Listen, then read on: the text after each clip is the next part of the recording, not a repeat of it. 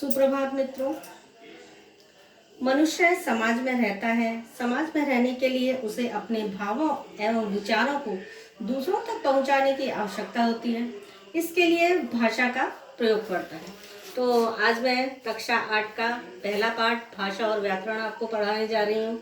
तो सर्वप्रथम हम भाषा की परिभाषा पढ़ते हैं। भाषा वह समर्थ साधन है जिसके द्वारा मनुष्य बोलकर या लिखकर अपने भावों तथा विचारों का आदान प्रदान कर सकता है। इसके दो रूप होते हैं, मौखिक भाषा और लिखित भाषा। वो दो रूपों से अपने विचारों का आदान प्रदान कर सकता है। मौखिक भाषा की परिभाषा, जब हम अपने मन के विचारों को बोलकर अभिव्यक्त करते हैं तो उसे भाषा का मौखिक रूप कहते हैं, और जब हम अपने विचारों को लिखकर अभिव्यक्त करते हैं तो उसे भाषा का लिखित रूप कहते हैं। तो दोनों में अंतर ये है कि मन के विचारों को हम बोलकर अगर बता रहे हैं तो वो मौखिक भाषा कहलाएगी, अगर हमने उनको विचारों को लिख दिया तो वो लिखित भाषा कहलाएगी। तो दोनों में अंतर स्पष्ट हो गया ना, एक में बोलकर और दूसरे में लिखकर। क्लियर। नेक्स्ट है हमारा बोली। सामान्य रूप के क्षेत्र विशेष में प्रयोग किया जाने वाला भाषा का रूप ही बोली कहलाता है।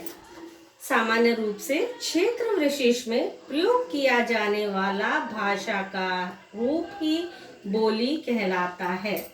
कहने का मतलब ये है कि भाषा से अलग होता है ये थोड़ा, कि भाषा तो विस्तृत होती है, बड़ी होती है, पूरे देश में बोली जाती है, लेकिन बोली क्या होती है, वो अलग अलग क्षेत्र में जगह में बोली जाती है। जैसे कि हम किसी सोसाइटी में रहते हैं, किसी कॉलोनी में रहते हैं, या थोड़ी दूर पे कोई गांव है या फिर कोई दूसरा जिला है, तो वहाँ के लोगों की भाषा थोड़ी थोड़ी दूर जाने के बाद थोड़ी बदल जाती है, तो उसको हम कहते हैं बोली। अब आ गया हमारा भाषा और लिपि।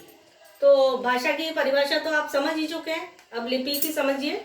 भाषा के लिखित रूप के लिए जिन ध्वनि चिन्हों का प्रयोग किया जाता है उन्हें लिपि कहते हैं। जैसे कि हर भाषा की कोई ना कोई लिपि होती है। जैसे कि हमारी जो हिंदी भाषा है उसकी देवनागरी लिपि है, और भी भाषाएं जैसे अंग्रेजी भाषा है उसकी रोमन लिपि है, और भाषाओं में भी जैसे कुछ लिपियाँ होती भाषाएं होती हैं वो दाएं से बाएं लिखी जाती है, कुछ होती हैं जो बाएं से दाएं लिखी जाती हैं। तो उनके लिए हम जो सांकेतिक चिन्हों का प्रयोग करते हैं वो लिपि कहलाती है। ठीक है। और बाकी जो सारे भाषाओं की लिपियां हैं उनका हम विस्तृत में बाद में वर्णन करूंगी मैं। उसके बाद हमारा है व्याकरण। भाषा के शुद्ध प्रयोग के लिए नियमों का ज्ञान कराने वाला शास्त्र व्याकरण कहलाता है। जब तक हम भाषा में नियमों का प्रयोग नहीं करेंगे तब तक हम भाषा को शुद्ध रूप से नहीं पहचान सकते। या जैसे कि उदाहरण के लिए, जैसे कि मैंने बोला कि मेरे को खाना खाना है, अब कोई भी सुनेगा तो बोलेगा कि क्या बोल रहे हैं, गलत है ये वाक्य। तो मुझे उसकी जगह क्या वाक्य बोलना चाहिए, मुझे खाना खाना है। इसी प्रकार लिंग, वचन, कारक, इन सब का और भी हमारे जो व्याकरण के हैं उनका प्रयोग करके हम व्याकरण भाषा का ज्ञान प्राप्त कर सकते हैं। उसके बाद हमारा है साहित्य। साहित्य की परिभाषा देखते हैं जरा हम। ज्ञान का संचित कोश साहित्य कहलाता है। संचित करना मीन्स किसी भी चीज को इकट्ठा करना, मतलब ज्ञान का को सारा इकट्ठा हमने कर लिया, उससे मिलकर हमारा क्या बना, साहित्य। प्रत्येक व्यक्ति अपनी बात को अपने ढंग से कहता है। मूल रूप से अभिव्यक्ति के दो रूप होते हैं जिन्हें हम साहित्य की विधाएं भी कह सकते हैं। अब वो विधाएं कौन सी है, एक हमारी होती है पद्य और दूसरी हमारी होती है गद्य। अब पद्य में क्या क्या आता है वो हमें देखना है। जैसे कि इससे पहले आप 7वीं क्लास में भी पढ़ चुके होंगे, जैसे कहानी, कविताएं, ये सब आती हैं। तो हमें पता लगाना है कि कहानी किस में है, कविता किस में है, गीत किस में है, उपन्यास किस में है, वो हमें पता होना चाहिए। तो देखो पद्य, पद्य में आता है कविता, गीत, दोहे, चौपाइयाँ और छंद।